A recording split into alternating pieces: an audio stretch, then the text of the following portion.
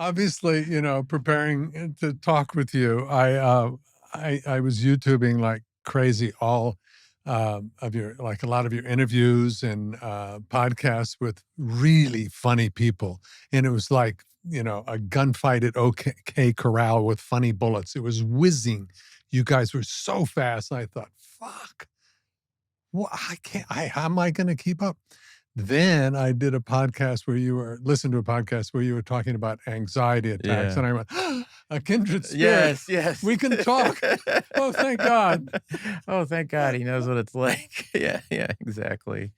Yeah, no, that's been around. I mean, but now, yeah, I've talked about that where initially it's funny.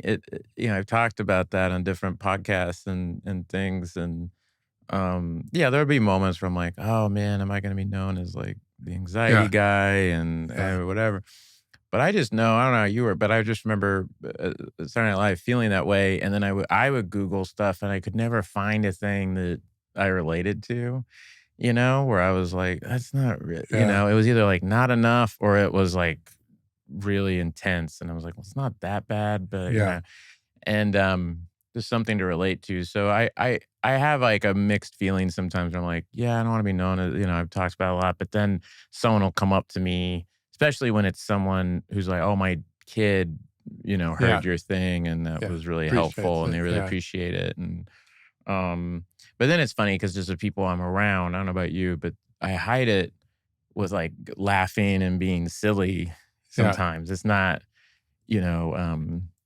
where people are like, you're just like nervous wreck and sweating and stuff. That's inside. That's inside, but outside, I'm actually being overly. I will say most of the time, you see me like laughing really hard and giggling on something. It's like nerves. It's like it's like opening shaking a Pepsi bottle and going.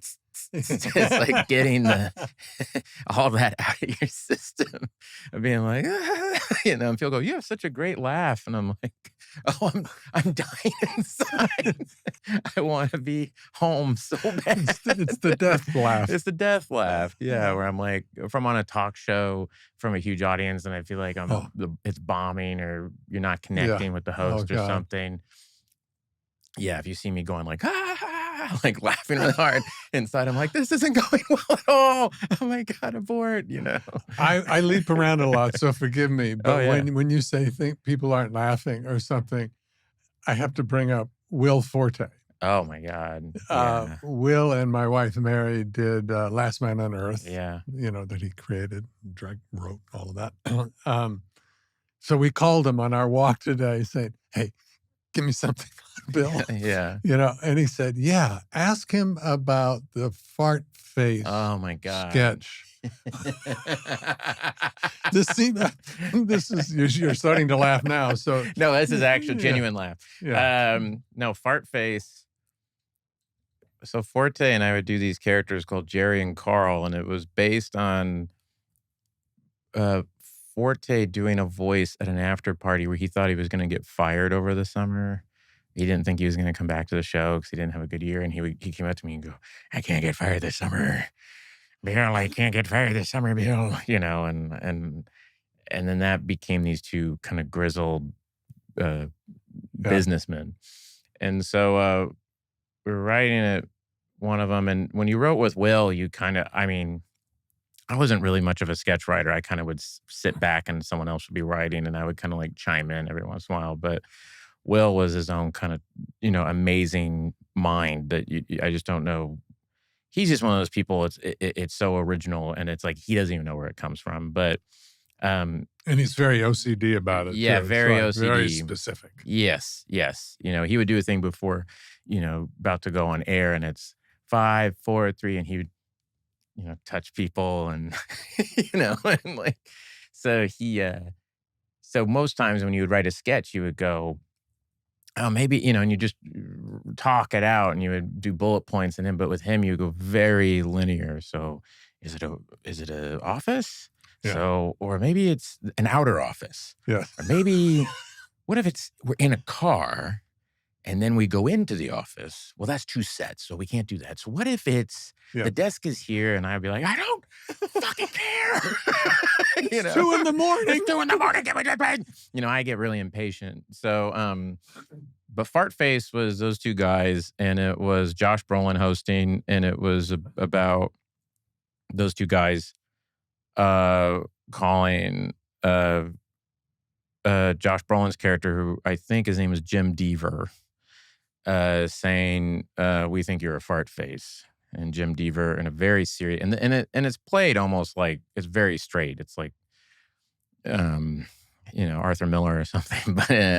But he would go, "I'm not a fart face. I'm a very happy face. I'm a happy man." And and he starts crying, and then we say, "We're going to tell everybody you cried in our office." That was what. And so we did it at dress rehearsal, and this happened to be the show that Sarah Palin came to, and it was at that time the highest rated SNL episode in the history of the show. And we did a thing called Fart Face. We did it at dress. It played to absolute silence. Right. I could hear my footfalls. It was one of those things where that awful feeling where you go and you can hear it. It's like you could hear yourself breathing on the stage because it's just bombing so bad. And so we left, and we were like, well, that's never happening, And Lorne Michaels, I don't know why, took a real shine to it. And we went into the meeting, and he had somehow moved it up in the order. It was right after Update. And he had the note, which we all remember, which he goes, I had a boom shadow and fart face. When he's giving notes to saw a boom shadow and fart face. And so then we went out to do it. And the weekend update was Sarah Palin rapping with Amy Poehler, and the audience was so hot. They were going out of their minds. And me and Brolin and him were dressed as these characters, knowing this is going to bomb horribly. Like, we're the whole show up to this point has been just fireworks. Yeah. And we know we're going to blow it. And I remember we went there, and we were sitting there looking at the audience before we went up. And Josh, it was like the end of the Wild Bunch, like we're going to die. And then Josh Brolin just turned to us and goes, well, fellas, let's shut these fuckers up. Oh, that's great. I love it. And we went out there, and it died. This is your friend, Will Forte. Yeah, Will Forte. Makes you tell this story. Yeah, Will, because I think he's very proud of it. That's why I love Will, because I would go, oh, that didn't get a laugh, whatever. But for Will, it was like, did I like it? Did I appreciate it? Yeah. He did a sketch that we talk about constantly called Potato Chip. If you look it up, it's Blake Lively, him and Jason Sudeikis, about a guy trying to be an astronaut. And it's called Potato Chip, and it's a sketch that we still talk about. I don't know where it came from. I don't know where the character came from. I don't know where the idea came from. And the audience was like befuddled, and Will he didn't care. He just would come off stage and go, I thought that went great, And I would be like, well, no, I didn't get a laugh, and all my anxieties. And he was like, no, that went, for him, it went great. And that was a great lesson, Did you go to Seth Meyers' wedding? I did, where he stood up and did. What is that character? But he's like this evil. Yeah, he looks like Paul Williams. I think his name is Hamilton or somebody. But he looks like Paul Williams, the singer, and he's very, very right wing. Yeah. Like a neo-Nazi, basically. Yeah. And he holds the microphone like this, and and he gave and in the sketches, he was always giving a speech. And so he stood up at Seth's wedding and gave a wedding speech. The bride side of the family was not amused. Not at all, because he described her as, he goes, I met Alexei, beautiful face, coltish legs, perfect tits. And everybody was like, Jesus. But we all were like this. Well, you can hear on the audio, I'm dying laughing. Right. Because I'm like, this dude does not care. But you can feel everybody going like, oh my God. But the thing I remember he said, you guys will, he ended his speech by saying, I will be there when Alexei gives birth to what will most undoubtedly be a homosexual baby. God. And he goes, and I will be in the corner brimming with "I told you so." And the audience was just this very nice wedding in Martha's Vineyard. And he stood up and did it.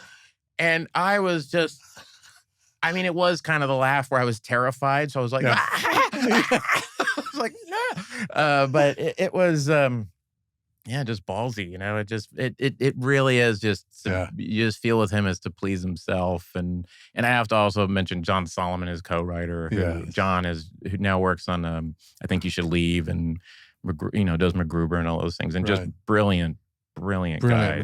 I agree. Yeah, but ballsy, you know. It's he either you watch it read now, the you room go, or he doesn't care about there the is room. no room. He's doing it for himself. Yeah, and I really admired it. But it is a thing. I'm sure if you watched it now, you go, oh my God, I can't believe he fucking said that. Yeah. You know, but yeah, I mean, it was very bold.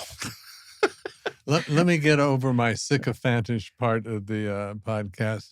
I have to just say, you're one of my favorite kind of performers or artists or whatever. Your sketch comedy, I've never seen anything like it. And Will Forte said the same thing about you.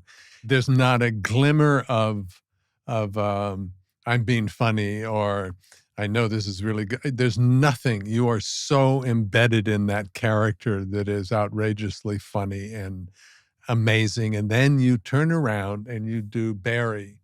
I think I saw it at Trainwreck first. It was like, oh, fuck. You're a really good actor. Oh, You're thank you very a really, much. really good actor. Then you discover, wait a minute, he's an amazing director. And that's such different parts of a creative brain. I'm in awe of you. Now, take a moment and compliment me so I can relax. Anyway, anything, doesn't matter. The Onion Field. Let's start there. That's the first film 40 years ago. That'll do. That'll do. No, man, that's huge. I can't believe it. Thank you very much. Yeah, it means a lot coming from you. So let's back up. So school, not exactly your thing? No, I was not very You're not an academic, but you were a reader. I did. I do read a lot, yeah. And then you became several things, but you were also a PA for a while, right? And that was your entree into the business. Yeah, yeah. But you were trying to be an actor at that point as well. Not really. No. I came out to LA to be a filmmaker. That was always to direct. I mean, that was always the thing. So my idols were always filmmakers. And then wait, sorry, forgive me. This is before SNL. Before SNL, yeah. Right. And then what happened? You always knew you wanted to be a director. Always wanted to be a director. And then, what happens when you come out here, I was doing, set jobs, and I worked as an assistant editor and a post-production PA and driving around film elements all over town and, all these things. And I'm so jealous of these people now that you can just email cuts, or you can email links of cuts. I would be like, back in my day, I had to take a VHS tape and drive to some, farm out in the middle of nowhere and give it to some, hermit director. But back in my day, VHS is wait, what? What is that again? You have to come to the screening room, or, whatever. Yeah, but so then, what happened was I had a friend named Eric Filipkowski who I was a PA with, and he goes, "Hey, come to Second City, LA, and watch my my Level 5 show," which was his final show. If you go through the conservatory program. And I went and I saw these people my age doing kind of like improv and sketch comedy, and I went, well, I haven't done anything really creative the whole 6 years I've been here so far, so I should just do something. So I started taking those classes, and that's not aiming to be an actor, still wanting to be a filmmaker. Yeah, I was like, oh, this will help me as a filmmaker, maybe talk to actors and work with actors. And then it was a thing that's really important was I did I auditioned to get in the conservatory program, and it was this awful thing where right next to the Improv on Melrose, that's where the Second City Theater was. I don't know what it is now, but there's that parking lot there. And right next to where Fred Siegel used to be now. And we all had to come out after we auditioned, and then the director would stand on the other side of the parking lot, and you had to each come over there. Oh. And he, in front of everybody, would tell you whether you got it or not. Oh, if wow. you got in or not. And so we all sat there nervously. You know, at the time I smoked, and we're like smoking, going, Jesus Christ. And you'd see someone go over and come back a little happy, and you'd see someone slump away, and you're like, oh, God, this is awful. And he called me over, and he just went, "You're really good at this." And that was the first time anybody had told me I was good at something. Wow. And maybe ever. And I went, oh. And after that, just that, him saying that, I was just kind of walking on air for a bit. And so that kind of changed it for a bit, where I just became really focused on improv and sketch comedy, and was like, okay. And then in that, we can make short films, and I could still make, direct stuff. And did you make short films? Yeah, they weren't very good. But I tried to. But I was in a group with Matt Offerman, who's, his brother's Nick Offerman. Yeah. And so we were in this group together, and Megan Mullally, because she's married to Nick, came and saw us. And afterwards said, I'm going to tell Lorne Michaels about you. And, like, oh, okay, sure. Right. And then, I was working at Iron Chef America as an assistant editor, and got a phone call from Lindsay Shukas, who's now the head of the talent department. And she was just an assistant. She went, "Hi, my name's Lindsay. I work for Lorne Michaels, and he'd like to meet you." You're in LA, he's in New York. Yeah. And I had no manager, agent, nothing. Right. And I went, what? And flew out there and met him. And I was terrified. And Molly Shannon was super nice, because Megan Mullally had Molly Shannon call me, and Molly Shannon, she goes, "I know you don't know me, but I just wanted to say good luck, and don't try to be funny." Just like, he hates that. Don't try to be funny. Don't go in there and start doing your audition. Just go in and talk to him. And that was a lifesaver, because I didn't know what to do. And managers, and you talk to people, and they're like, "Well, you got to go in there and you got to sell yourself." So go in big. But I just talked to him, and it was wild. You can see me. I think it's Topher Grace hosting SNL, and you can see me in the background. I cut to the audience, during the monologue, and you can see me leaning against, with Mike Shoemaker. That was when I was visiting. Just before, before I'm on the show, just kind of like looking at it all, going like, whoa, this is SNL. This is so crazy, And and then I auditioned a bunch, and then I did my final audition. I've told this story before, but I got in the elevator at 30 Rock for my final audition, and I was like really nervous. And the guy I got in the elevator with, he had a bunch of props. And I was like, oh shit, I didn't bring props to the audition. I didn't know. That's so smart. I should have brought props. And that was Andy Samberg. Okay. And Andy said that he was looking at me going, dude, that guy doesn't need props. It's so lame that I brought all these props. And so we both were just silently sizing each other up. And that was how we met. Yeah. And he was like, he looked like he was running away. Like the, the stack, with the little, like he just had all these things on his back, and he was just staring at me, staring at him, going like, all right, this is the competition, Yeah. And it was cool. I've known a few people fairly well from Saturday Night Live. Some of them, the experience beat them up. Mm-hmm. I mean, valuable, so appreciated being there, but the competitive nature of getting your material on, some people thrived, some people didn't necessarily. That's true. I feel like I was very lucky because of Seth Meyers. I always give, and Tina Fey was the head writer when I showed up, and then Seth Meyers took over. And both of them, and people like Amy Poehler and Maya Rudolph, and these were like the seniors when I showed up. Amazing. Chris Parnell, Rachel Dratch, Daryl Hammond. I mean, all these amazing people. And I remember the attitude was the DNA of the place is, this place is competitive, but we don't have to be competitive. So it's just a given that your thing's going to get on this week or not get on this week, and everybody goes through it. So I would sit and see someone like Amy Poehler, who I really admired. Oh, me too. not get her thing on. Like her sketch would get cut and see her a little depressed, you know? Yeah.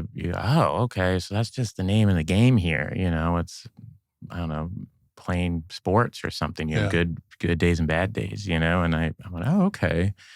And I learned really quick that I was very lucky, like I said, that everyone was very, there was no like political laughter as a table read on Wednesday, meaning like certain people pulling for someone else and all this. It was, if it was funny, everybody laughed. And you would also feel it. I remember I had a period where I wasn't getting anything on, and I was like, I wonder if people notice. I don't think anybody notices. And then Seth Meyers helped me out and goes, you got that Italian talk show host character. Why don't you come in and let's write it together? We're going to make it a talk show.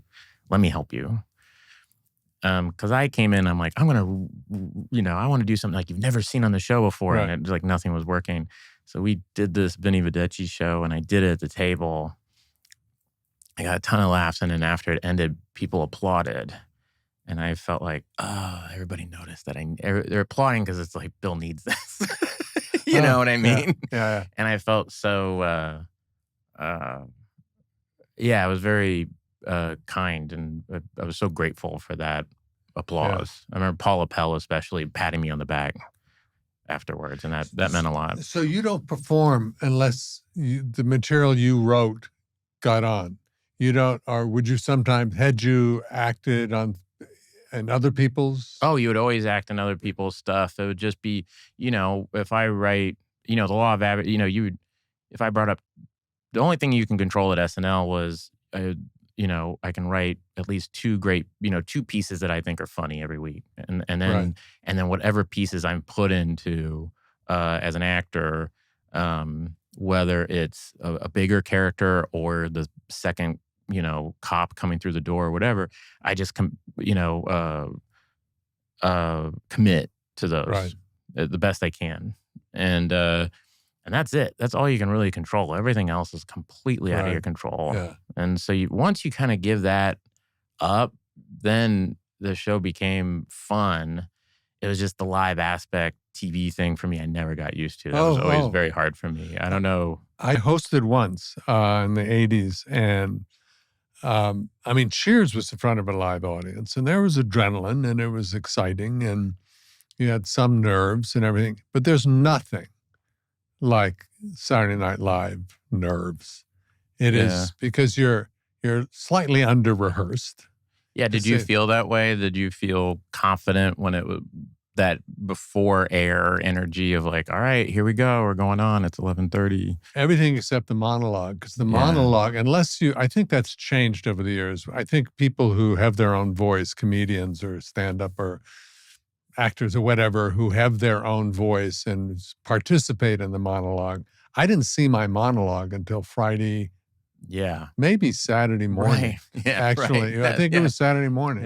Yeah. And mine happened to be Mike Myers. It was his first time on camera. Oh, wow. And the bit was, for my monologue was, there were two worlds, simultaneous worlds going on. There was a French comedian standing up and doing what I was doing for a French SNL. And there was me standing up. And Mike was hysterical. We'd go back and forth. And at the end, in a very kind of French, over-the-top comedy, he wet his pants hugely. So that was my stand-up, basically playing second fiddle, rightfully so, but nevertheless, second fiddle to Mike Myers and wetting my pants. But at one of the skits, there were Nora Jones. I think it was Nora Jones. Anyway, we're an everyday couple coming home from work, having everyday conversation, except the room is literally filled with 25 pigs on the stage, of which you know not what's going to happen. Yeah, and there were actual pigs that they brought in. Actual pigs that were not there for rehearsal. They came in. Oh, my gosh. So somebody asked me at the end of the show, how did you like it? And it was like, I lived. Yeah, it was the most that's accurate a perfect way. statement I could make. I lived. Yeah, I got through it. Yeah. You know, you always, Yeah, last time I hosted, they were putting me in makeup for the last sketch, and I'm trying to run down what I'm supposed to do because I am a bit dyslexic, or so. I'm not very good at cold reading. I'm a slow reader, and so reading the cards was always I something hate that that, was yeah. very. I would read my script over and over, and then if there was any rewrites before air, I would hound the writer, going, "I need those rewrites right now. I need them right And now." there are all the Yeah, time, right?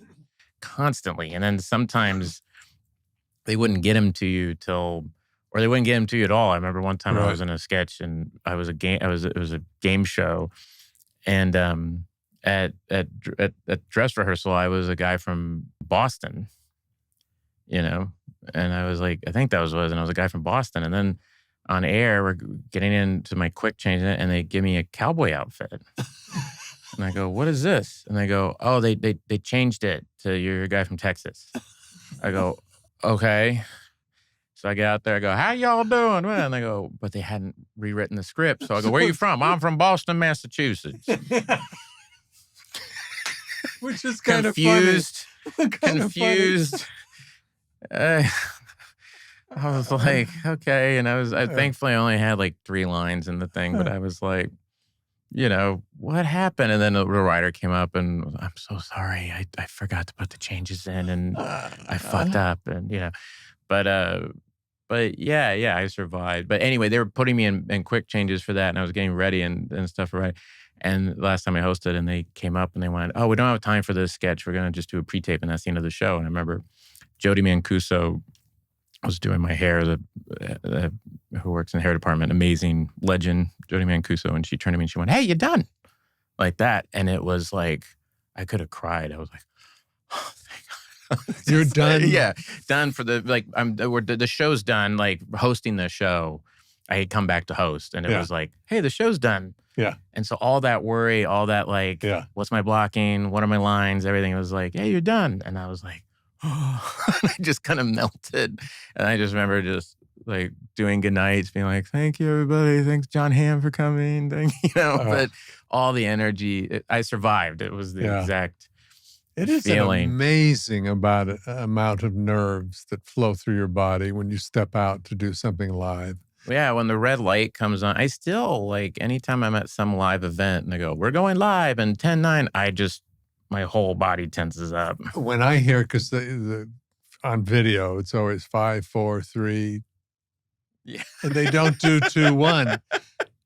Because I did a soap opera in which I was horrible for like 9 months in New York, and it was always 5, 4, 3, 2. And I never got past in the 9 months I was on Panic. And that was live. It was all but live, meaning if you had a half-hour show, you had 35 minutes of that huge computer at NBC back then in the 70s that you could have your soap opera stored. So you couldn't, if a set fell down, maybe you would start again. Right. So it was in all. But you had to know there was no cue cards or anything. There were cue cards. There were cue cards. There were cue. Oh, wow. Well, the one I was on had they had scrolls. Handheld scrolls that some guy, there'd be 3 union guys in the perimeter. And you'd be doing fine, and you didn't really want to look at the scroll because I have trouble reading too. Yeah. I become pedantic if I'm trying to read a cue card or something. So you'd be fine, and then you'd see one of the guys, in your peripheral vision, pick up their little scroll machine and shake it, and look at it, and shake it. And you go, "I'm Fox. Oh my God, please, please, please, please, please."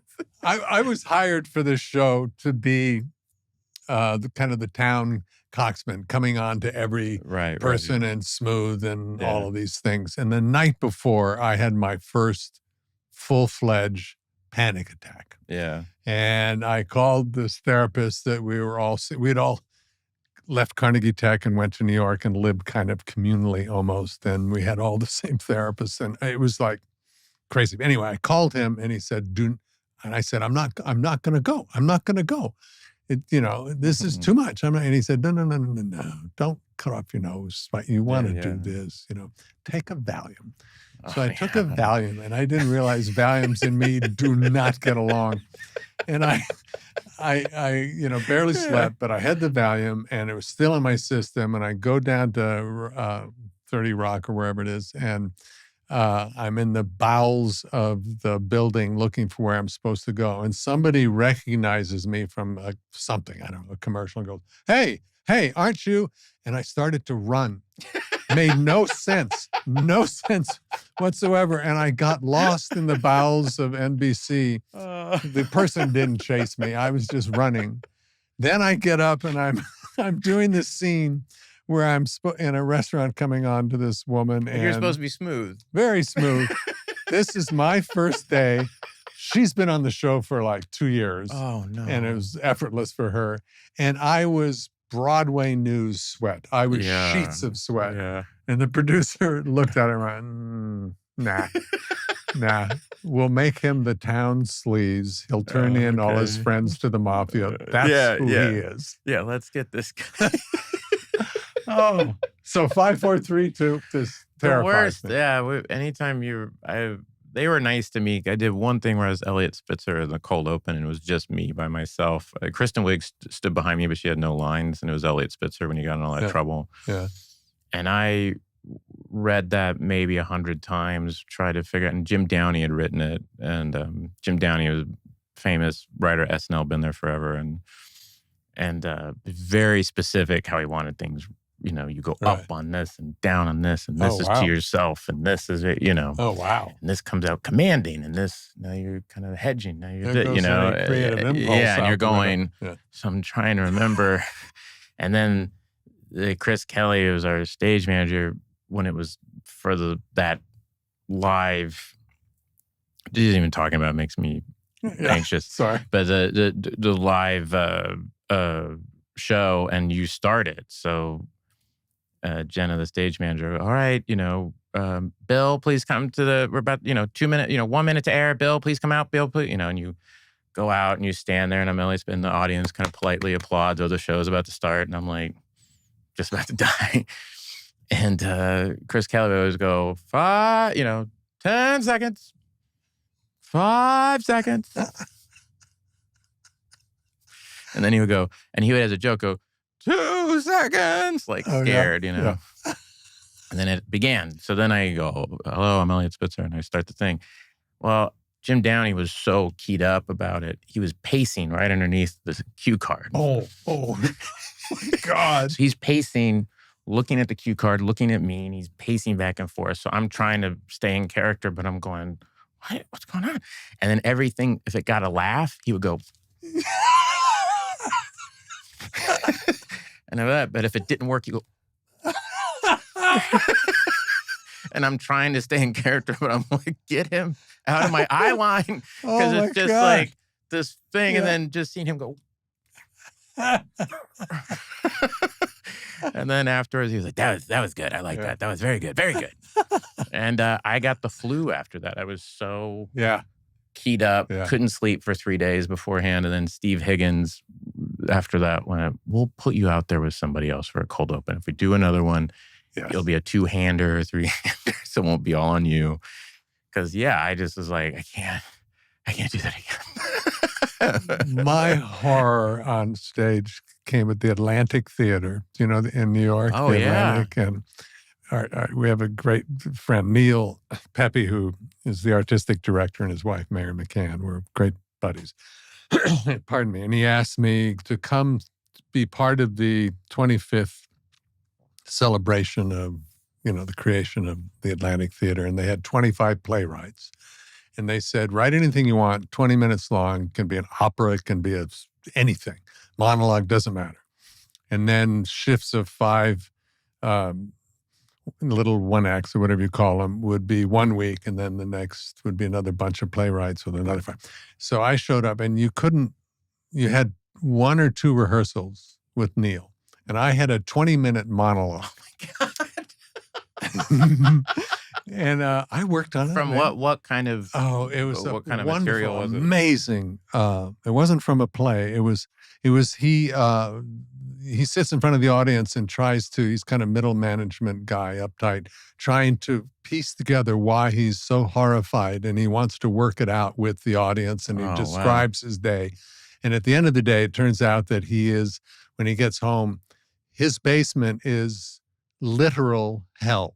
So when he goes down to feed the dog, there are, stalactites and mites and hell. Wow. It's hell. Wow. And then he comes back up, and by the time he's through walking the dog and jarred, he forgets. So it's over and over again, this, revisiting this. So I sit down. Now, first off, it's that thing behind the curtain, and the lights go down, and I literally have to say to myself, my car is out back. I could get in. It would be embarrassing. I would be the brunt of jokes for a long time, but I could run. I can't get out of this. I can get out of this. And then, boom, you sit down, you're there. And I had psyched myself out backstage trying to run the lines. You can't run a 20-minute monologue. And, and the week before, I saw an actor do this same kind of thing and go up on a line. And I thought somebody would whisper from the stage. Yeah. No, it was from the back in the lighting booth over the microphone. Oh. Your line is, so I thought, fuck, I better come up with some classic way of asking for a line if that happens. So I was just setting myself up. I sit down, and 20 seconds in, froze. My brain froze. And it was like sticking your finger in a light socket. It was like, fuck, what am I going to do? God damn it, I can't believe it. My daughter is in. Should I run? Should I cry? I don't cry. It's all this just, woof. Yeah. And I thought, okay, Darcy, who was the name of the stage manager, what happens next? I thought that'd be a classic way of saying, line, please. Darcy, 20 seconds in, is just sitting down with her coffee, hasn't even opened the script, and goes, scrambles and gives me the line that I had just finished before I forgot my next line. So, so I had to go back and go, actually, it's the next one, Darcy. I was so fried with adrenaline that my poor daughter, who was in the audience, had to walk me around in New York City block for over an hour, drinking gallons of water. I was fucked. And the adrenaline dump, just no. That you just telling me that just. Well, guys, my problem is I still have nightmares about that stuff. Anytime I talk to Sandberg or any of those guys, they'll be like, I had an SNL nightmare the other day. And he's like, ooh, what was yours? Or it's like, and it's always that I'm going up not knowing what's happening or what the scene is or any of those things. And then I know Melissa, but then, it's kind of the anticipation of a thing is hard. But then when it happens, I weirdly will kind of, it's like being hands on deck. It's like a car accident or something where you're like, oh, okay, shit, this is happening. And Melissa McCarthy and I just saw her a couple months ago, and anytime I see it, we always talk about that we were in a sketch together, and somehow and it's me interviewing her. She's this basketball coach, and I'm interviewing her, and the cue cards got messed up, and there was a big rewrite between dress and air, and I had the dress rehearsal cue cards, and she had the air cue cards. So I'm talking to her, and I can see on her face, she's like, that's not what I'm looking at. Yeah. And I see Wally, our cue card guy, going like freaking out. So to your thing, I had to find a way to turn around and look. It's like, so tell me what you were doing into the, trying to make this move look natural. And the guy was going through it, and then you see a guy run up with the right cue cards, and he's like, and that guy's going, flying, he goes, and then pointing to the word, you're here, and I was like, oh my God. And that was one where in the moment, you're kind of calm, and then it was like, I got home and was like, oh my God, that was terrifying. So anytime we see each other, she's like, you remember when we were on the show and that happened? It is some of the most intensely focused energy that you will ever spend in your life when you're on a stage. Yeah, and Cheers was it similar? Though. We could start and stop, and they loved it when we fucked up, the audience. So there wasn't the fear. How hard was that so I was curious watching that show and being like, how would you know, how often would you guys get rewrites on the day? Would it be during the shoot? Would they come up and go, that didn't work? We would get do this and minor we had a writing process every day. Yeah. You'd come in and you'd read and they'd say the story isn't right. And you'd get a whole new script the next day, but you were rehearsing. Mhm. And then a funny person would come in and spruce. You got rewrites every night. But then you would, on shoot day, you would either get them right before dinner and before your show. But they'd be minor by then. Right. And then when the audience left, anything that didn't work, they thought they could improve. But it was much more relaxed. Yeah, that's wild though. That you would have to, get just to memorize those things too. It's like pretty. Yeah, I would. It is funny. I became more of a crutch with the cue cards, even though I wasn't.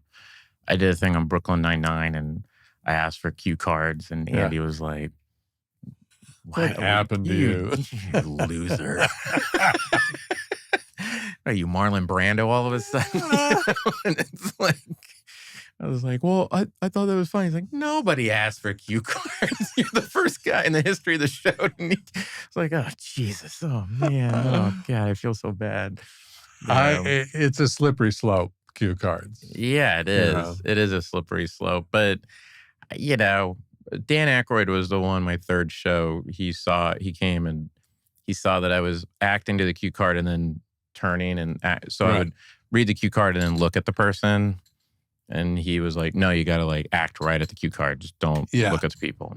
And because the camera's right there as if the cue card is your eye line. So it seems like you're doing it, that you're acting to somebody, but we're actually looking past each other. But that's hard. Yeah. That in itself is hard. And then you do a movie and you're looking at the person, you're trying to connect to them, and it's a different feeling. And Martin Short came in with this character that was very, why, hello, and he knew, and there was, because I break very easily because I'm I get very stressed, and so I'm about to lose it at any moment.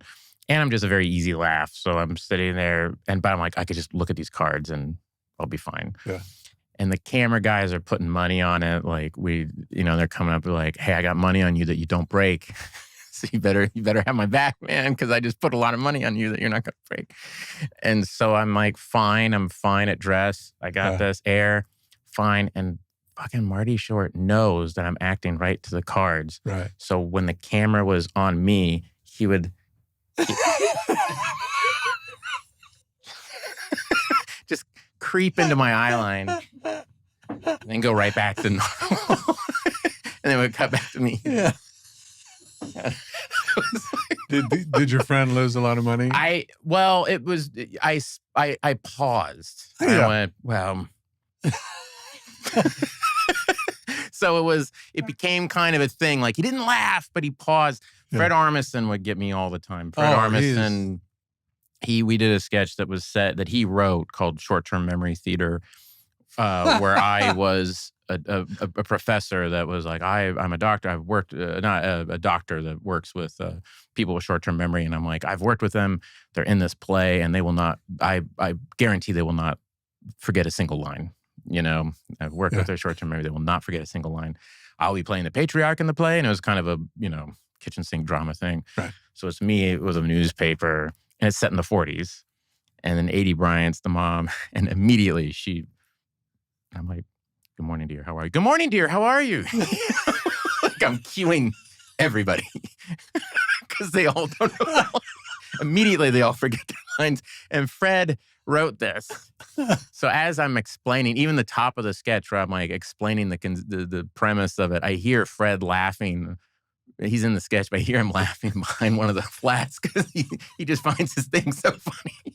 And then immediately, so I'm cueing everybody.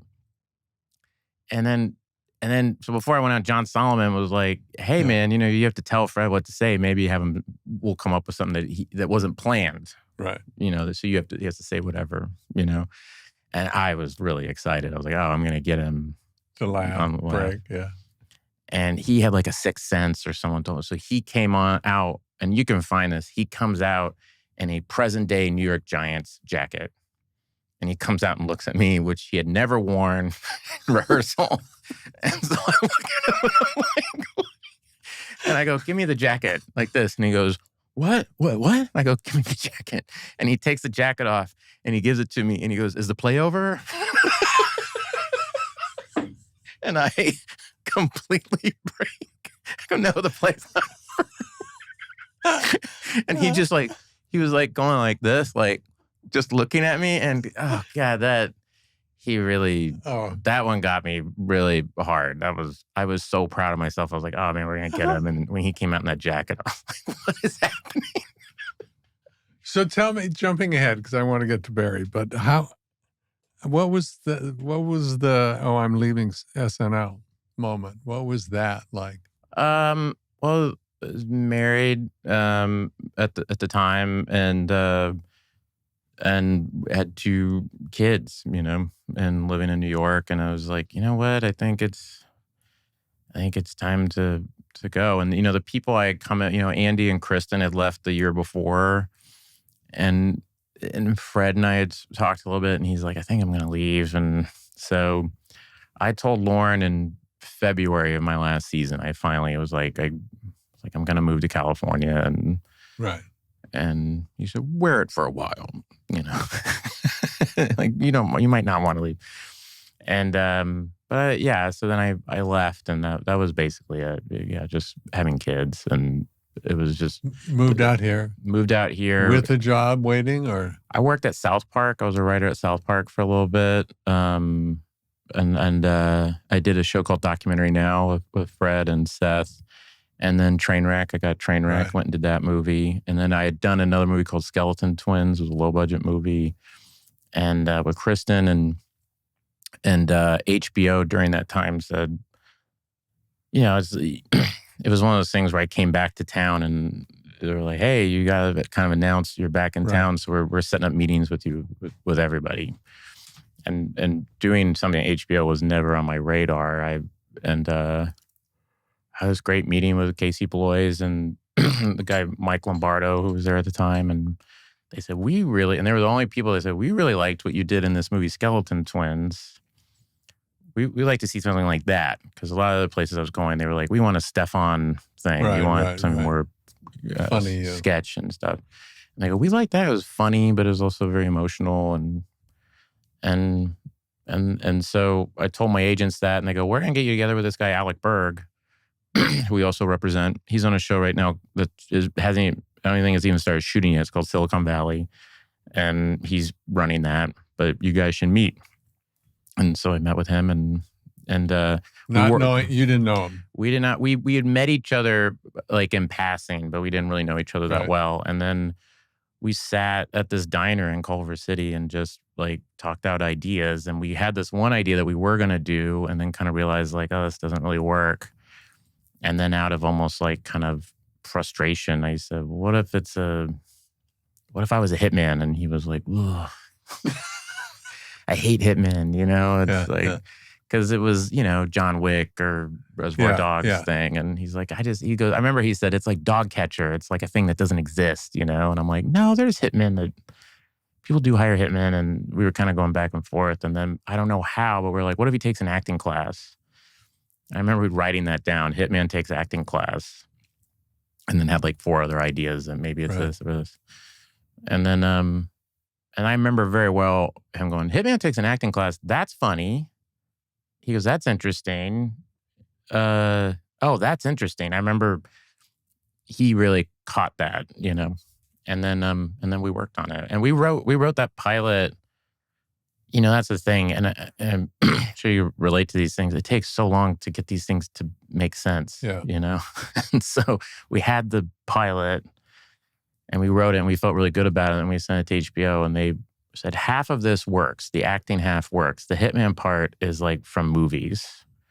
You know, it's not set in any reality. We had a scene I remember that Amy Grav at HBO loves to remind me of, that where it was a barbecue with a bunch of hitmen at a barbecue, which she was like, what the fuck is this? This does not exist. This I don't know what this is. Yeah. And we were like, okay. And then then I was like, well, what if he's a Marine? And then they went, yeah, that like kind of now we're in the real world, you know? Right. So it was just those tentpole moments. But to get from Hitman takes an acting class to Marine was like a year, you know? And then you went, oh, okay, now this works. So now, you know, and then we just kind of built it from there. And did you know what the tone was going to be?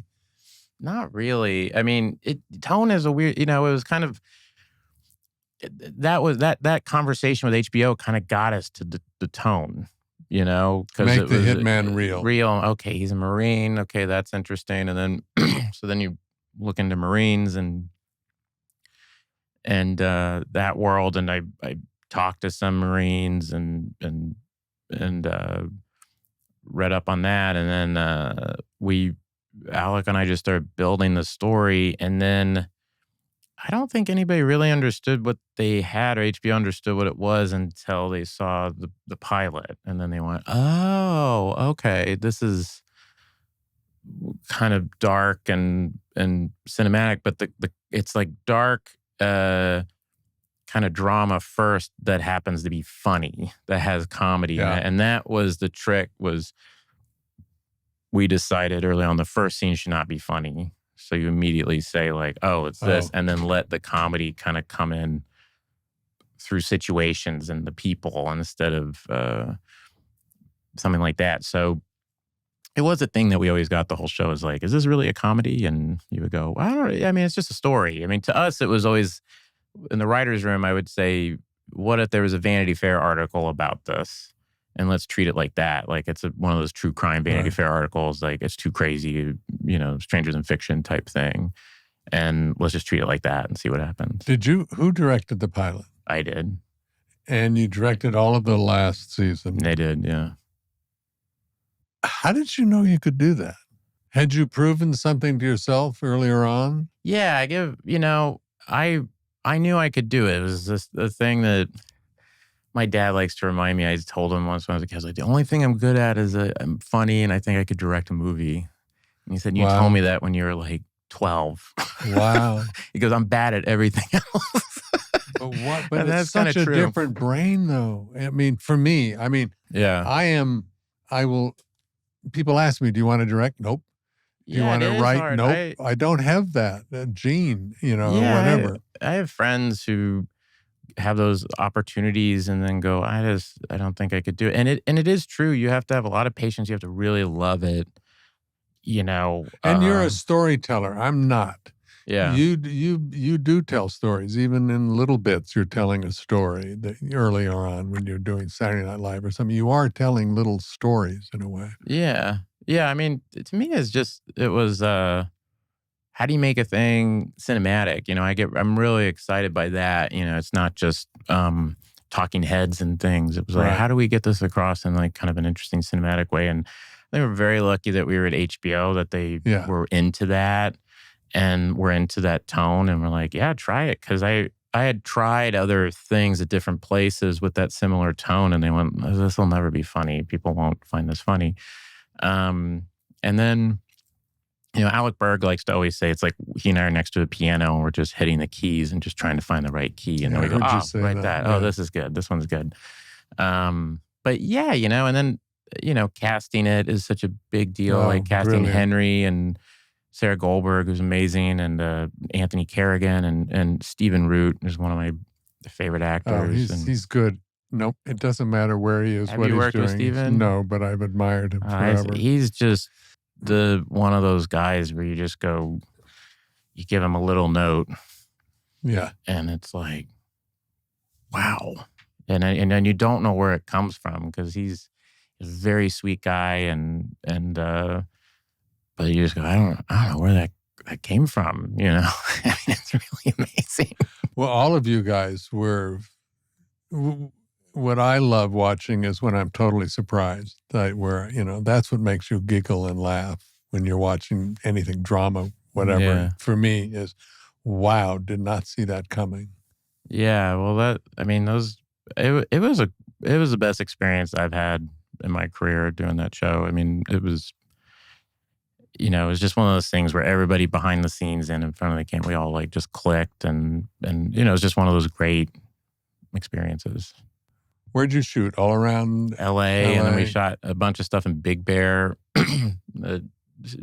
Henry Winkler's character has a cabin in Big Bear, so we'd have to go shoot up there. And that was one of those things I could tell Aida Rogers, our producer, I would go in and I'd be like, hey, I would walk out of the writer's room like, hey, we just wrote a scene that's at the cabin in Big Bear. And she'd be like, oh, you're killing me.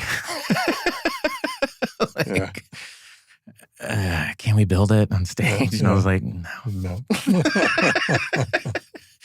But and this guy, Gavin Kleintop and Wade Allen and Carl Hersey and Paolo Dobro, they were our 2 DPs, and then Alec Berg and my ex-wife Maggie Carey is a great director. She directed an episode, and did she direct some on with Will Forte? I think she did. Mary knows her. Yeah. And then you worked with my old nanny. Darcy Carden. Oh my God! Used to be my nanny. Gosh, I think she told me that. Oh God, so I love her. Darcy was, and she was also in Barry. Yeah.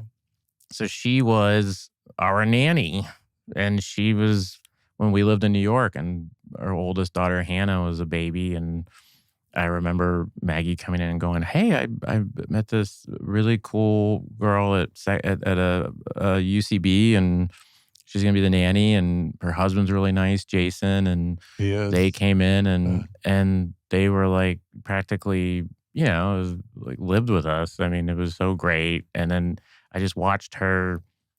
I remember her doing like these funny bus tours in New York, where she would be like, "All right, everybody, we're going to," she was doing every job. She did Good Place at the same time as Barry. And something else too, I think. League of Their Own. Towards the end. She kind of blew up. It was one of those things that was great and awful for me because I was so proud of her and so happy for her. But then on the other end, we're like, shit, we're having to base the whole schedule around Darcy's availability because everybody wants to work with her right now. And it was, but I'm still just so I love her. Thrilled. And just what you guys did on that show was amazing. And I just was like, I can't believe there she is. And my kids getting to see that. That was the coolest thing was she would come to one of my daughter's dance performances and people, that's Janice. And these kids would run over to her to get pictures. And, my daughter's very like, yeah, that's my nanny. That's my nanny. My nanny's Janice. And I was like, how about your dad's Barry? It's like, no one watches that here, Dad. We're in elementary school. Come on. That's not a comedy.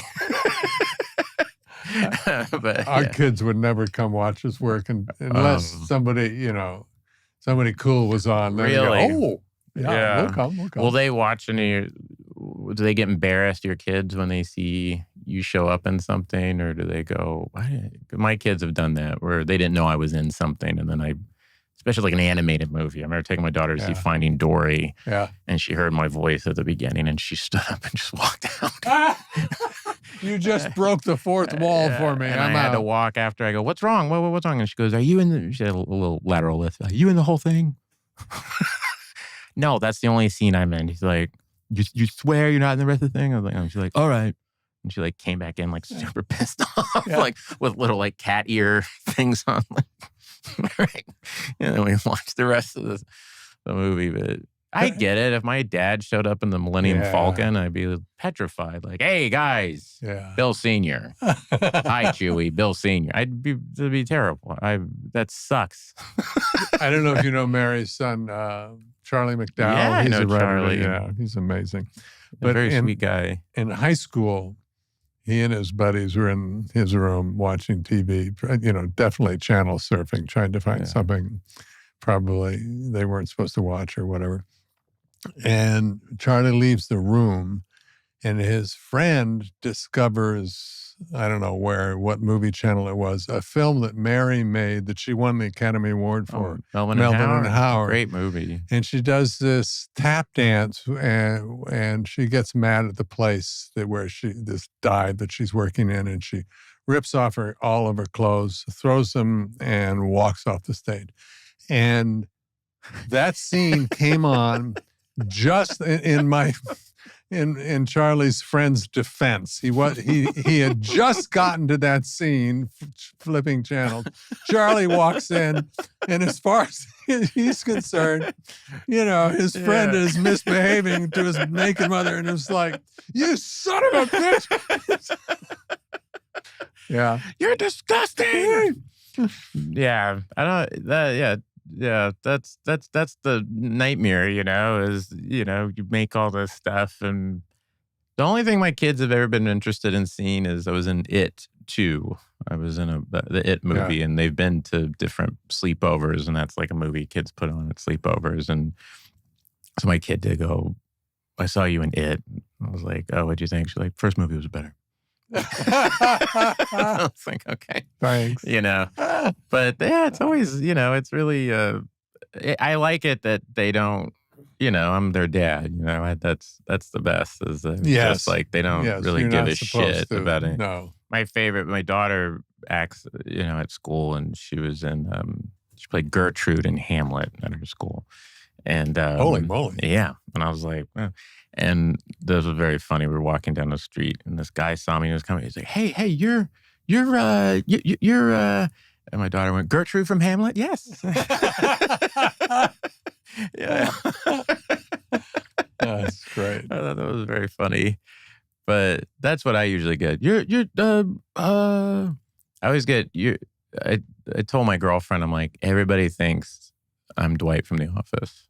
And she goes, no, they don't. I go, everybody thinks I'm Dwight from The Office. Oh, and we were just in London, and they'd be like, oh my God, Dwight, no way. Oh my God, can I get a picture with you? And I'm like, I'm not Dwight from The Office, but thank you. And the worst was we were in Seattle, and we were hiking, and these kids walked by, and this guy went, Dwight, we love you. And he was wearing a Superbad t-shirt with me on it. Oh. And I was like, I'm on your shirt. He's like, Dwight, we love you. And she was like, wow, this is crazy. People really think you're Rainn Wilson. He's done a great, people love him. I had Tony Danza for some reason. Seriously, there's no similarity except the T and the D. You guys Ted were on Danson, TV Tony at the Danza. time. And the first time I encountered it was in New York, and I was walking by these construction guys, and I'm halfway past them, and they, hey, Tony! And I naturally keep walking. Hey, Tony! What the fuck? You too good for us now? And I got it for a handful of years. It was so strange. So get me to present. What was the decision to not make any more? Had you told your story with Barry? Yeah. It felt like the story, we had written we were in the middle of writing season 3 when the pandemic happened. And so during lockdown, we asked HBO, can we just write season 4? We'll finish 3, and then we'll write season 4 over Zoom. And we did that. And while we were writing season 4, it just kind of felt like we all felt like it kind of ends. Like, I don't know how you keep this going. I have so much respect for that. That you don't just keep going because it's popular and you're making money. You tell your story and get out. Yeah, it was done. And those are my favorite things, So it felt like, oh, this should end, So we did that, and it was sweet, But I remember shooting final week or whatever, and people were like, are you bummed out? Are you sad? And it was kind of like SNL. It's like, oh no, you move on. But I'll miss these people. I miss the people working. Sure. You're working with. I miss that. But it is like, no, you gotta, this ends. Move on. Can I ask what you're doing right now? I'm writing a movie. I'm trying to write a horror movie that I would direct, but we'll see what happens. You're writing it on your own? No, I write with this guy Duffy Boudreau, who I grew up with, and then he wrote on Barry and Documentary Now. So yeah, that's kind of like, and then other things. Just how it is. You work on certain things, and it feels like, oh, this might happen, and then it won't, and So it's like I'm superstitious in that way, but yeah, just writing. But really, I went to London and Paris last week on a vacation with my girlfriend. It was the first real vacation I've Who's taken. a brilliant actor. Oh my God. Allie? Oh, yeah, geez, she's amazing. Yeah, she's amazing. And just like an amazing person. Yeah. But we had a great time. And then, but yeah, I was this on for the Olympics? Did you go? No, we missed the Olympics. But while we Probably were there, good. yeah, yeah, that was a zoo. Yeah, but yes, and but when we were done, it was like, oh, I haven't done this since 2008, maybe. Wow. Gone on like a vacation that didn't have kids, and it was just, and you weren't working. It wasn't like, you weren't doing press. You're not doing press. You're not like, oh, well, this weekend maybe we can hop out and go to that museum or whatever. It was like, oh no, this is all, and so that's been really great, and seeing my kids, like that. Doing Barry was, it was 24/7. It's hard, and that's hard on the people that love you and care about you. Is you're not fully present, So that's it is a distraction from who you are. Yeah, the interior for real, who you are. I don't care how philosophically bright, wise, enlightened you are. I think everybody falls into the trap of working, just that you're busy and consumed with something creative, which is wonderful. But the celebrity, everything about it is distracting, I find. Mary accused me of whenever I don't work for, as she says, 4 or 5 days, oh, you've been out of work a week. Oh, poor Ted, that I get kind of lightheaded and disoriented and who the fuck am I? And it's true. I do identify as Ted who works. Yeah. And it's hard. It's good to, I mean, that's a thing I've been working on, is like not just my kids but everybody in my life. It was just since 2000 and when we started Barry, 2017, it's just been, I mean, that's all I can think about, so which is you're fair. there, you're at the place, you're at like the swim meet, you're at the volleyball game, but your brain's going like, well, what if I don't think that works anymore. And then I'm texting a writer going like, hey, I think the thing we worked on yesterday doesn't work, and, I feel bad for Alec and the people in the writer's room because my brain I just couldn't let it go. I was just like constantly thinking about it. So it was this interesting thing when the final episode aired. I just didn't know what to do with myself. And I had a Hiro Murai who's brilliant. He directs Atlanta and Mr. and Mrs. Smith and stuff. And he said after Atlanta, he's like, yeah, it's going to be, it's weird. He's like, be ready. It's weird. How do you ground yourself? How do you get back to zero or look at yourself? It takes me a while. I mean, oh man, I'm like, if I was in my 20s and met me, I'd be like, this dude's so lame. Because it's like, what do you mean? Oh, because I meditate, I eat, like trying to like exercise. You're not from the East Coast or the West Coast. Yeah. So you have to like, okay, you meditate. Just saying, how's grounding yourself over there, Bill? It's like, but remind me what vegans eat again. Oh, okay. No, you only eat fish now. All right. But but yeah, I mean, meditation has really helped me. But just getting into some sort of a routine and also being curious again. That was the thing of reading and having and it's okay to kind of have a schedule for the day where you set aside time to. That's been the biggest thing for me, is putting my phone away. That was a huge thing, putting all these things away and focusing with the people I'm with. And I think when I was on the show, I lost a real curiosity. I was so focused on the show, but then it's like you ask people questions, you meet people, and my kids and, Allie and Maggie, my ex-wife, like all these people have been really great in that way of showing me that. So it's really just hanging out with people and like listening. Hate that. I hate that. Yeah. Oh my God. No, but it is that. But yeah, I think all that meditation, exercise, eating well, but also just yeah, I like reading, or you find a filmmaker that you've never heard of, or you watch a film. Like I watched this film. I've always liked this Japanese movie called Cure. It's a horror movie, and so I find that director, and I'm gonna like check out his other movies, and then and that's so invigorating and really makes you excited about what you do for a living. Not that you had to choose, but if you had to choose, would you direct over act or act over direct? Or does it... I don't know. It's all kind of one weird. I know it Would sounds like you a be lame in this job. movie you're writing? Yeah, yeah. But it's all like one weird Yeah. job to me. It's all kind of writing. You're writing a thing so you can act in, direct. But I think you're kind of extraordinary because I don't think that works for a lot of people to switch hats back and forth. I mean, when I watch you act, you seem so connected to that reality. The depth of truth feels so amazing to watch.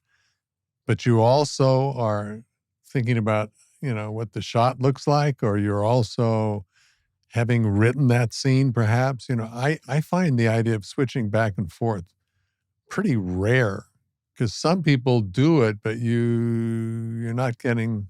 Yeah, well, I mean, you're seeing the parts that we edited into the thing because there are times when, yes, Henry and Steven especially said that I would be in scenes with them, and I'm going, especially off camera. Yeah. Henry, Bill, can you please stop mouthing my lines? You're the guy. You're the guy at Saturday Night Live going, yes, Yes. no. No, but yeah, I definitely, yeah, I mean, it's, you because you write the thing, you kind of know what the emotion is and you're relating to it. And then you set up the shots and you kind of have everything. I like to pre-plan a lot. So then when you're in it and we're in it, then you can really be let in it it. go. Yeah. And Yeah. because you've planned it so much. Yeah. But and you know what you're doing, But then there's also been times, I mean, there's every season we do reshoots because I've had some idea that I think is great, and then we get in the edit, and the editors are like, "What is this?" And I go, "I don't know. I thought it was good." And then you ask the actors, "Hey, we cut that," and they're like, "Oh, thank God." Yeah. Like we did not get that at all, and I was like, "Okay, yeah, you're right." So it's always it's a process, and you do have to like set your ego aside, if you're going to make the story work. Boy, that's hard. true. I think about the business in general. Check your ego at the door. It It's looks hard. like it's full of ego, but man, do you get ego crushed all the time. And then you think like, oh, I've got my ego in check. And then people outside of you go, yeah, man, you realize we've only been talking about you for the last 5 minutes. And you go, oh, yeah, you're right. Yeah. I've been told I got, someone goes, Bill, have you heard the term emotional dumping? And I go, what's that? And it's like, it's when you just kind of like dump all your problems onto people and you're talking at them. You're not really, oh. And I went to my editor, Allie Greer's amazing editor. I go, hey, do I emotional dump? And she's from Minnesota. And she goes, oh, yeah. Oh, yeah. Oh, yeah. Oh, yeah, you go off about this and that, and you're always upset about this, and then it doesn't really matter what I say, So then, yeah, you talk to a therapist about that and go, why do I do that? What is that? What is up with that? I've become the older guy that walks through a door talking. I don't even see who's in it. I just start talking and adapt. It's like, oh, it's terrible. Wait, what does that look like? What is that? What you It just like? I have something on my mind and I start talking, and then I notice that Joe is actually there. So I'll include Joe in what I'm talking about. But it has nothing to do with other people. It's my monologue. Oh, sorry. I see. Yeah. I love that. I should do that. I always, we have Larry David and I have become good Motherfucker. friends. Yeah, Sorry, he's I a like motherfucker. saying that He's a whenever I can. motherfucker. Larry is, first off, I owe him so much in my life. So and I do love him, but I love picking on him as well because he's so pickable, honorable. Well, he laughs at himself too, which is fun. Yeah. I mean, Sometimes. his social graces are non-existent. I mean, in real life, non-existent. What is something He doesn't you've like seen? going to people. He doesn't like accepting invitations to people's homes for dinner because I can't get up and leave whenever I want. Yeah. And he wants to leave a lot. And Woody and I, actually it was Woody and I and somebody else were meeting him for dinner. And he got there early. It was his idea. And we came in and said to the maitre d', we're here with, Larry David. And he said, oh, yes, he's right over there. And Larry was finishing his last bite of his entree. He had ordered and eaten early, and because he had a better idea, probably involving some young lady or something. It was like whatever. He's terrible. I have a memory with you and Larry all in the same moment, which was you were nominated for Best Actor in a Comedy, and so was Larry, and so was I. Curb and The Good Place and Barry, and Larry turns to me. We're sitting behind each other, in our tuxedos and everything. And he goes, we're going to lose. And I said, don't say that. We're not going to lose. Don't say that. I was kind of pissed because I had in the back of my mind I might win. Yeah. And you won. And my reaction was to haul off and slug his arm like it was his fault. If he hadn't said it, maybe I would have won. Yeah, I saw him after that. And he was like, oh, yeah, congratulations. He is. Yeah, we both are like old movie guy. We love watching TCM, so he'll send me like, he'll send me, oh, this is on right now. And he likes very kind of sweet movies, which is funny. Yeah. Like, I don't know, like Ghost and, Miss Muir is on, Oh my God, this is great. And I'm like, it sounds like a sweet movie. That's he's a marshmallow, really. Yeah. He likes and he doesn't like things are too violent or anything. He's like, that's not for me. I don't like the violence. Or mean-spirited. Mean-spirited. No, he doesn't like He'll make fun of himself. He'll put himself through the grinder as a character, but he doesn't like mean humor. Yeah, he doesn't. Yeah, he's like, I'm not really into that. He actually does good impressions because I would do impressions for him and he would laugh incredibly. He's got the best, he's a good laugher, but he can do have him do Rod Steiger and the Harder They Fall. With that's so specific. Humphrey Bogart's last movie, Harder They Fall. And he could do Rod Steiger in there. And he was doing that when I did an episode of Curb, and I was crying laughing. It was so funny. Wow. But if you see him having to go, the people. He does Rod Steiger, and he does it really good. It's really good. Do you find yourself, sometimes Mary and I will be talking, and it'll be just a word, you stop fiddling with that. You're a fiddler. Yeah. I'm a fiddler. You're a fiddler. You're a fiddler. That's what you do. You're a fiddler. And you start doing riffs. Yeah, it's hard to not. It's very, very contagious, his voice, and he loves asking. He has, because I have a peanut allergy. And I told him a story. I go, yeah, he was so fascinated. He's like, tell me more about this peanut allergy. What happened?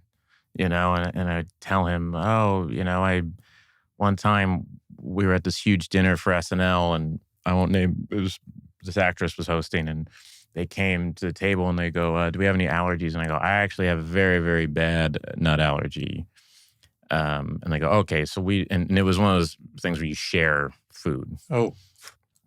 So they said, and I kind of went, is it okay if we just don't have any nuts in the food? Because I could die. And everybody always, as like my joke, but I'm being serious. And everybody's like, oh yeah, sure, no problem. But the actress went, I actually want nuts,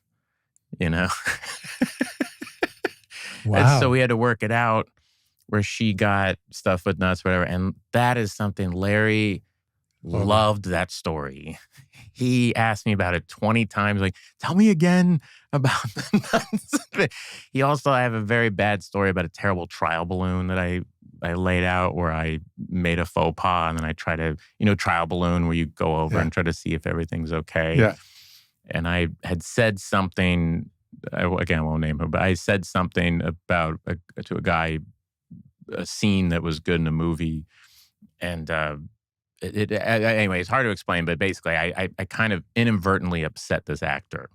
I didn't realize that I upset him. And he called me on it and goes, I was in that. And I went, oh, sorry. I was kind of being disparaging about a film. Yeah. And oh man, we were at a barbecue. And Larry's already like laughing. Yeah. He goes, well, so what'd you do? What'd you say? How long did you wait? I waited like an hour. Yeah. And then I walked over and I said, hey, they're grilling chicken over there. And Larry laughed and goes, that is the worst trial balloon in the history of trial balloons. So he will always go, oh, they're cooking chicken. He goes, that is the worst thing. That's not a conversation starter. That's just a fact. You're just pointing at things. And it was true. I did. Did it work? No, the guy just walked away. It was like, get the fuck away from me. And I was like, shit. I was like, God damn it. Yeah, I messed up. Oh, wow. How's your family? Did they like your fame? Yeah. Is everybody okay with? Yeah, everybody's It's an adjustment. Okay. Yeah, it is an adjustment. I think everybody's all right. They just don't take me very seriously, which is good. Yeah. You How know? are you with fame? Are you okay walking around and being recognized? People, well, as long as they think I'm Rainn Wilson, I'm great. Sometimes all right. Sometimes a little weird. I'm kind of a homebody, and I could be pretty paranoid and stuff. So yeah, sometimes I don't like if I feel like someone's following me. I don't really, believe it or not, I don't like that. I do not like it when you're walking and I'm like, hey, I just saw you at this other place. Yeah. What are you doing? No, this person's following me. I don't like Mary's that. okay with people coming up going, hey, I love your work, or hey, direct in your eyes.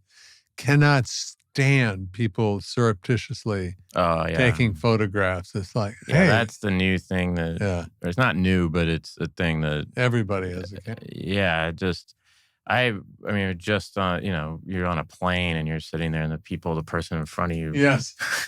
The thing I don't like is when they have the camera and they put their arm around you and then just try to take the picture. And I'm like, we're not doing that. No. Please ask me, But I don't really like taking pictures with people. I'm sure it bums people out. I'm always like, oh no, I don't do that, but I'll meet you, Yeah.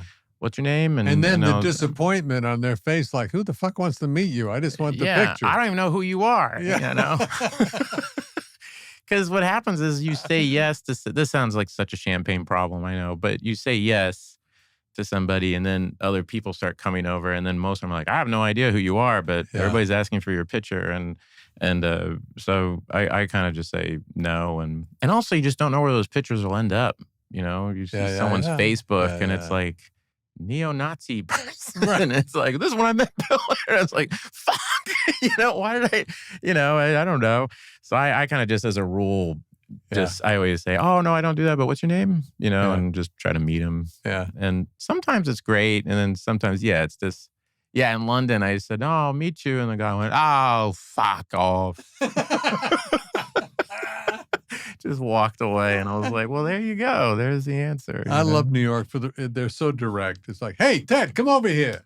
Say hi." Yeah, I'm actually okay with that. The directness. I like that. It's not covert. It's Well, being on SNL, it was like being in the Yankees. It's like home team. So people walk by. I remember, you'd walk by and someone would go, "Hey, they're not using you." Yeah. Hey, they're not using you. Yeah, you're not doing it. Yeah, you're not really working on the show. Yeah. And I remember one time a cab driver was walking with my ex-mother-in-law, and we were walking up the street in New York, and this cab driver pulled up me and went, "Hey, SNL, you and your show fucking suck."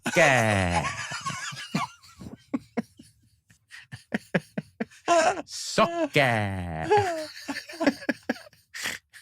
But calling me SNL is always, I'm sure everybody has that. So I was like, hey, SNL.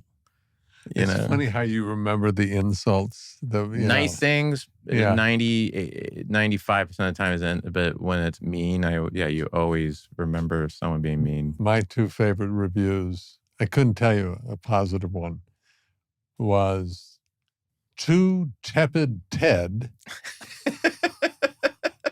and the other one, this was after Becker came out, and Mary and I had gone back I had done a lot of press, and she came with me, and then we had to fly back to the opening night of it premiere here in LA. But as we were heading to the airport after doing, a week of press in New York, I see Mary, and there's a pile, which doesn't always happen when you hire a car. There was a pile of newspapers in the back seat. And I saw Mary kind of open one up, and I don't know what I'm doing, but I'm not really paying attention. Then I see her out of the corner of my eye slowly start to push all the newspapers onto the floor. And she read, I finally insisted, and Mr. Thinks He's So Wonderful Danson was one of them, and the other one was Too Tepid Ted. Yeah, you'll Both never of them forget have that. merit, but nevertheless. You'll never forget those. Yeah, any sort of bad review. I think someone my first season said, I would love it if Bill Hader, Will Forte, and Jason Sudeikis would just walk their asses into traffic. It was really mean. We used to cut ourselves because you would just go online and you would go to the comment section and all this stuff, and it was so brutal. And then I remember Emily Spivey, my friend, who's a great writer, God, genius. I love her. Yeah, and she was like, "Why do you care about what some dude in his, who's probably in his basement in Mobile, Alabama, has to say about you?" And I was like, "Right, you're right," And I had an experience one time with a guy who went after me pretty hard on SNL, and he would do this. He wrote for like a big website, and he would do these kind of awards. And he said, best character, worst character, best sketch, worst sketch. And he was like, worst thing of the year was Bill Hader as Herb Sewell, is this old reporter character I used to play. It's not funny, and it's racist, it's misogynistic. I hate this thing. No one likes it. And I was like, oh. And then months later, I'm at press for an animated movie I did, and I'm at a table at Comic-Con, and it's one of those things where they just bring people over to you. Yeah. And they go, okay, next is, and it's that guy. Oh my God. Oh, okay. So he sits down. I don't mention it. And he's super nice to me, and we talk about the movie. And it ends, and then as he gets up, he goes, hey, I just want to say, you know what my favorite thing you do is? I love Herb Sewell, that character. And I went, okay, I wasn't going to say anything, but it's a little weird because you wrote that it was the worst thing ever on a big website. And he went, oh, well, yeah, I wrote that. And a couple of friends said, no, it's funny. So I went back and watched it. And I was like, no, it's funny. Oh, yeah. Yeah. And that was kind of a gift to me because I went, oh, social media. This is just, or reviews, whatever. Yeah, You just go, they might change their mind. Today they don't like it tomorrow. But it was kind of a thing of like, okay, I'm going to let this go. Yeah. You know what I mean? I'm like, I'm just going to let this go. But I will say last season of Barry, I was like, because we ended it and I wanted to know, God, did we land it or not? And we took some big swings and stuff. And so that I was a little like reading reviews and going, ooh, and I learned my lesson. My publicist was like, you don't have to read this. And I was like, yeah, you're right. I'm not on social media for that. I'm too thin-skinned. I don't want to. I don't want to live in that world. No, I know I would be addicted to it. Yeah. I would just be addicted to it. I'm already addicted to just like texting people. It's not good when people go, man, you get back to me like right away. I know. Emails you can ignore. Yeah. Texting you have to answer I'm immediately. Like, oh, this is it, and it's like, aren't you driving? And I'm like, oh, yeah, don't worry about it, But is that cup coffee, by the way? Yes. Do you guys like coffee? Oh, I'm down to 2. I heard an interview or something. I'm down to 2 in the morning. That's good. and let me not be a full-on liar, and 1 in the afternoon. It's hard, man. Yeah. It's like, Alyssa, my assistant, was like, "Do you want a coffee?" And I was driving here, and I was like, "I've already had 2, but I'm jet lagged. I've been up since 1 a.m." So I'm Oh like, my yeah, God. Have yeah, you? yeah. I'm just like up at 1 a.m. And I texted Allie. I was like, "I'm up at 1 a.m." She's like, "So am I." Like, we're just turned around. Hey, thank you so much. Oh man, thanks for having me. This is a conversation stopper, but we're kind of at the end anyway. You really are a talented, amazing actor, writer, Thanks. director. You really are. Well, thanks, Yeah. man. That's really nice of you. That means the world coming from you, man. Yeah. And yeah, my kid, I was like, "I'm gonna go do a podcast," and they were like, "You never do podcasts," and I was like, "Well, it's Ted Danson. He's like, like the So? greatest. He's one of the greatest." And they're like, "Oh my God, oh God," because they're good place, and That's like, cool. so they're like, "What?" And I will also say, Three Men and a Baby is getting a That's pretty renaissance. cool. It's Yeah. getting a Oh, renaissance. I didn't know that, but Kids yeah. now know that. I was talking to one of my kids, and I go, "What'd you guys watch?" We watched Three Men and a Baby. I was like, "Really? Oh, cool." Yeah. So yeah, Leonard People- Nimoy that's directed that. wild. Isn't that wild? I want you to talk to the baby, make the baby laugh.